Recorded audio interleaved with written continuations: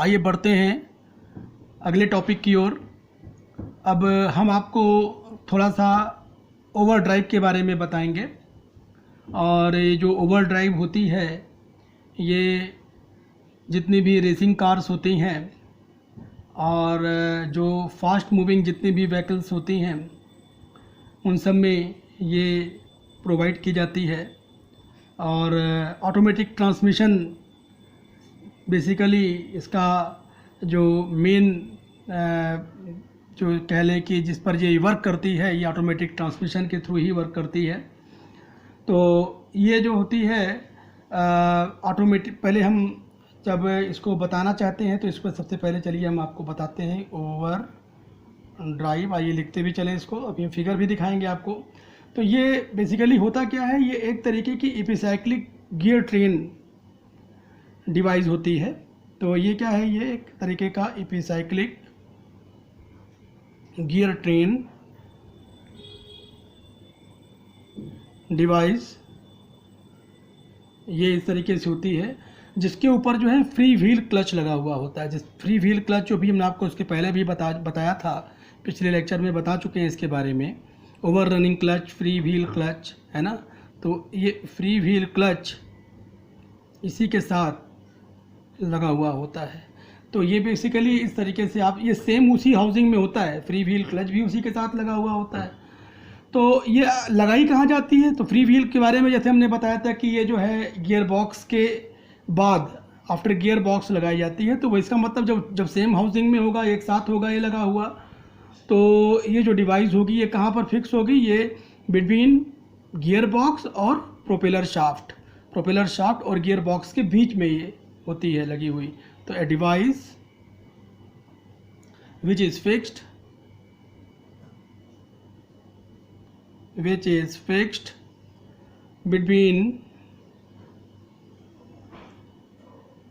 between gearbox and propeller shaft, between gearbox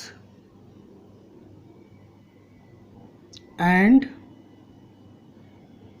propeller shaft, ये इस तरीके से। तो यहाँ पर इस तरह ये डिवाइस जो होती है गियर बॉक्स और प्रोपेलर शाफ्ट के बीच में लगी हुई होती है। अब ये क्या करती क्या है, ये जो है हायर, जो आउटपुट शाफ्ट होता है उसको जो है हायर स्पीड प्रोवाइड करा देती है इंजन शाफ्ट होता है। सोचिए कि इंजन जिस आरपीएम पर रोटेट कर रहा है, उससे जो आउटपुट शाफ्ट होता है, गियर बॉक्स का जो आउटपुट शाफ्ट होता है, जिससे प्रोपेलर जो है ये पावर जाती है, ट्रांसमिट होती है, तो उसकी जो गियर बॉक्स होता है उसके आरपीएम को ज़्यादा कर देता, बढ़ा देता है। तो इसका मतलब क्या होगा, यहाँ पर गियर रेशियो जो होगा वो 1 से कम हो जाएगा। अब आप यहाँ पर देख रहे हैं कि जब ऐसी कंडीशन आती है तो गियर रेशियो पर जो है ये इफेक्ट जो होगा, जो कि जब डायरेक्ट ड्राइव होगी तो उसके इसमें क्या होगा, गियर रेशियो 1 हो जाता है। जब जो इंजन शाफ्ट होता है उसकी स्पीड आउटपुट शाफ्ट के बराबर हो जाती है, जो ड्रिवन शाफ्ट होती है उसकी स्पीड के बराबर हो जाती है, दोनों सेम आरपीएम से अगर रोटेट करते हैं, तो उस केस में जो गियर रेशियो होता है उसकी वैल्यू 1 होती है। लेकिन अब इस केस में क्या हो रहा है, चूँकि यहाँ पर जो आउटपुट शाफ्ट है वो जो है वो ज़्यादा आरपीएम से रोटेट कर रहा है as compare to engine shaft. तो यहाँ पर इसको भी लिख लेते हैं, it provides higher speed to the output shaft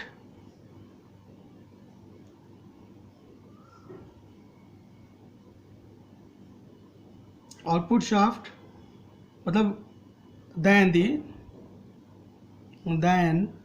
the engine shaft। तो यहाँ पर क्या हो रहा है कि जो इस केस में, तो इसका मतलब हो गया ड्यू टू ओवरड्राइव जो होगी वो एपिसाइक्लिक गियर ट्रेन की एक पर्टिकुलर कंडीशन है। तो उस कंडीशन में क्या हो जाएगा, ड्यू टू ओवरड्राइव, तो जो गियर रेशियो होगा वो हमेशा लेस देन 1 होता है, 1 से हमेशा कम हो जाएगा। तो ज़्यादातर ये क्या होता है, ये जो है ये जो रेसिंग कार्स में यूज़ करते हैं, कहाँ यूज़ करते हैं, कहाँ होती है रेसिंग कार, जितनी भी रेसिंग कार्स होंगी उनमें लगी हुई होती है, और भी जो हाई स्पीड कार्स होती हैं उनमें लगाया जाता है इसको। तो इस केस में जो है ये, और बेसिकली ये टॉप गियर के साथ ही सेट की जाती है। लेकिन अभी क्या है कि जब जो रेसिंग कार होगी वो, अभी आजकल जो रेसिंग कार आ रही है उसमें सेकेंड, थर्ड और टॉप गियर इन सब पर अलग अलग फिट की जाती है ये। तो ज़्यादातर जो हाई स्पीड कार्स होती हैं उनमें तो ये जो है टॉप गियर पर ही सेट की जाती है। लेकिन जो अभी जो रेसिंग कार्स जो आ रही हैं उनमें क्या होता है, उनमें हर एक गियर के साथ इसको लगा दिया जाता है अलग अलग। तो हर गियर के साथ ये क्या होता है, ये ट्रेन एक पूरी लगी हुई होती है, तो जिसको ये इस तरीके से ये फंक्शनिंग इसकी होती है। तो इसमें क्या होता है, इसमें बेसिकली आप लोगों ने देखा होगा, हमने पिछले वाले केस में दिखाया भी था इसके बारे में। तो ये आप समझिए इस तरीके से ऐसे होता है। यहाँ पर क्या होता है कि ये एक सन गियर लगा हुआ होता है, ये सन गियर है ये, और इसके साथ प्लानिटरी गियर लगे हुए होते हैं इस तरीके से। तो प्लानिटरी गियर में होता ये है कि जब हम सन गियर को लॉक कर देते हैं, तो सन गियर को लॉक कर देते हैं तो उस केस में जो प्लानिटरी गियर होता है, देखिए ये इस तरीके से ये रिवॉल्व करता रहता है, फ्री होता है। तो यहाँ की जो स्पीड होती है, जैसे यहाँ की अगर हम स्पीड के बारे में बात करें, अगर ये बी पॉइंट है और ये ए पॉइंट है, तो यहाँ पर जो स्पीड होगी ये वी बी स्पीड होगी। जब इस केस में जब ये लॉक हो गया है तो ये सन है, ये सन है और ये प्लेनेटरी है, सन एंड प्लेनेटरी गियर है। ये रिम के साथ ये रिंग गियर होता है, ये आप लोगों ने देखा था इसको। तो यहाँ की जो स्पीड होती है वी बी, ये बढ़ जाती है वी ए से, है ना। तो चूँकि v is equal to r omega होता है, आप लोगों को पता है। तो उस केस में क्या होगा कि यहाँ से यहाँ तक की जो डिस्टेंस है ये ज़्यादा हो जाती है, और इसमें क्या होता है कि जब ये लॉक हो जाता है तो उस केस में ये जो वैल्यू होती है वी बी की, ये वी ए से जो होती है, क्योंकि ये जो है ये आप देख रहे हैं कि जब ये इधर जब ये रुक जाएगा, स्टॉप हो जाएगा, तो उस केस में ये फ्री होगा चलने के लिए। और इसके साथ जो होता है, इसके साथ आउटपुट शाफ्ट जुड़ा हुआ होता है। अभी हम फिगर दिखाते हैं तो आपको समझ में बात आ जाएगी। तो बेसिकली ये ओवर ड्राइव होगी कब, ये सन एंड प्लेनेटरी गियर का स्पेशल केस है कि व्हेन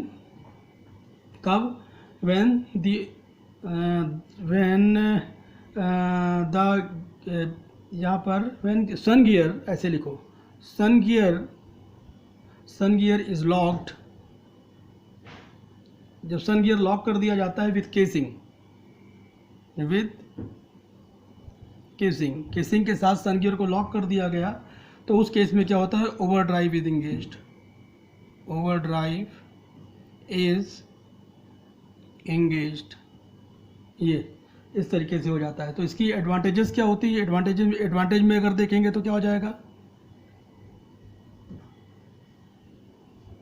एडवांटेजेस जरा देखिए, एडवांटेजेस क्या क्या होंगे इसमें। देखिए जब ओवर ड्राइव आप लेंगे तो उस केस में जब आउटपुट शाफ्ट जो है इनपुट शाफ्ट का मतलब इंजन शाफ्ट से ज़्यादा रोटेट करेगा, तो इसका मतलब आप इंजन को अगर कम आरपीएम पर भी चलाएंगे तो आपको ज़्यादा आरपीएम मिलेगा, ज़्यादा हाई स्पीड मिलेगी। तो इससे जो इंजन की जो लाइफ होगी वो बढ़ जाएगी। तो लॉन्ग लाइफ ऑफ इंजन की लाइफ जो है बढ़ जाती है। और जब इंजन को आप कम आरपीएम पर चलाएंगे तो आपको फ्यूल इकोनॉमी, आपको फ्यूल भी वहाँ पर कम खर्च होना पड़ेगा, वहाँ कम, जब इंजन का आरपीएम कम होगा तो फ्यूल की भी जो है वहाँ पर खपत कम होगी। तो यहाँ पर क्या हो गया, दूसरा पॉइंट आप फ्यूल इकोनॉमी भी लिख सकते हैं,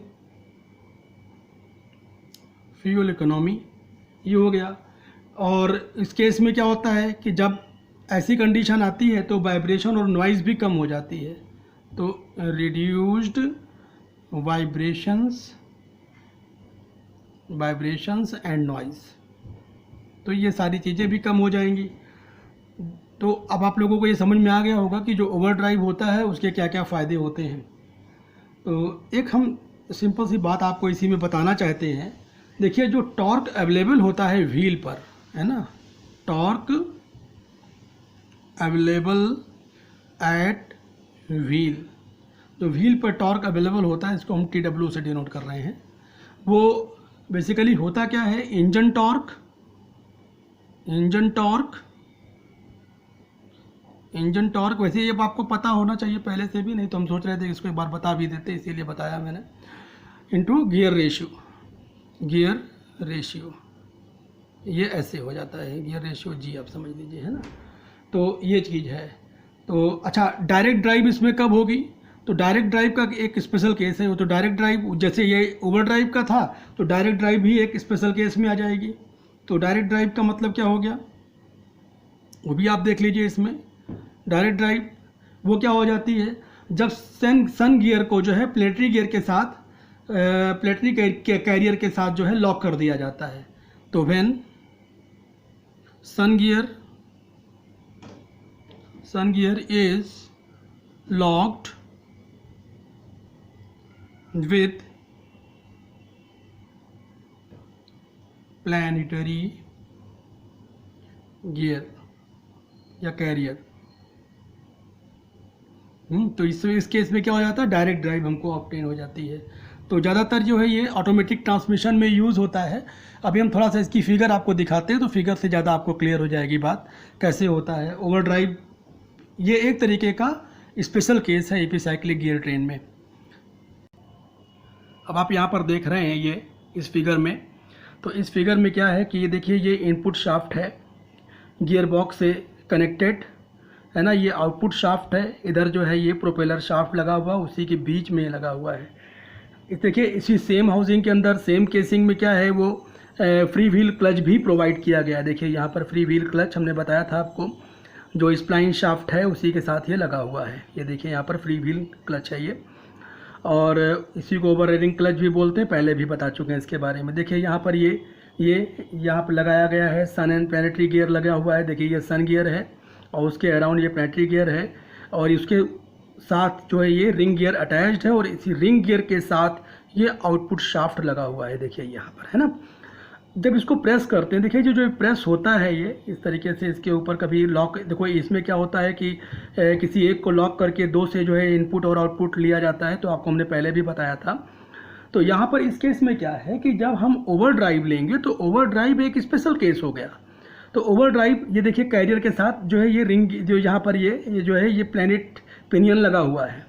तो कहता क्या है कि जब ओवर ड्राइव का जो गियर रेशियो अगर हमको पाना होगा, तो उस केस में क्या करेंगे, हम सन गियर को जो है रोक लेंगे, होल्ड कर लेंगे सन गियर को, और जो उस केस में फिर क्या हो जाएगा, जो पिनियन कैरियर है वो क्या होगा, वो सन गियर के ऊपर रोटेट करने लग जाएगा, है ना, मूव करेगा। तो पिनियन गियर है वो क्या करेगा, वो मूव करेगा स्टेशनरी सन गियर के ऊपर, मूव करने लग जाएगा। और जब मूव करने लग जाएगा या रोटेट करने लग जाएगा, तो वो क्या करेगा, रिंग गियर को बहुत तेज़ से ड्राइव करा देगा, है ना, बहुत तेज़ ड्राइव कराएगा उसके साथ, जिसके साथ आउटपुट शाफ्ट कनेक्टेड है। तो इस तरीके से हमको क्या होता है, ओवर ड्राइव मिल जाती है। तो हम समझ रहे हैं कि आपको ये जो है समझ में आ गया होगा। तो अब ये डायरेक्ट ड्राइव का मतलब क्या होता है, जब हम इसके साथ इसको पूरा लॉक कर देते हैं, कहना है इंटायर जो प्लेटरी गियर है सेट पूरा है, ये हम पूरा जो है लॉक कर देते हैं, मतलब सन गियर, रिंग गियर, इन सबको एक साथ लॉक कर देंगे। तो जो क्या होगा, जिस आरपीएम से ये रोटेट करेगा उसी आरपीएम से ये रोटेट करेगा, डायरेक्ट ड्राइव मिल जाएगी। तो वो डायरेक्ट ड्राइव कहलाती है उस केस में।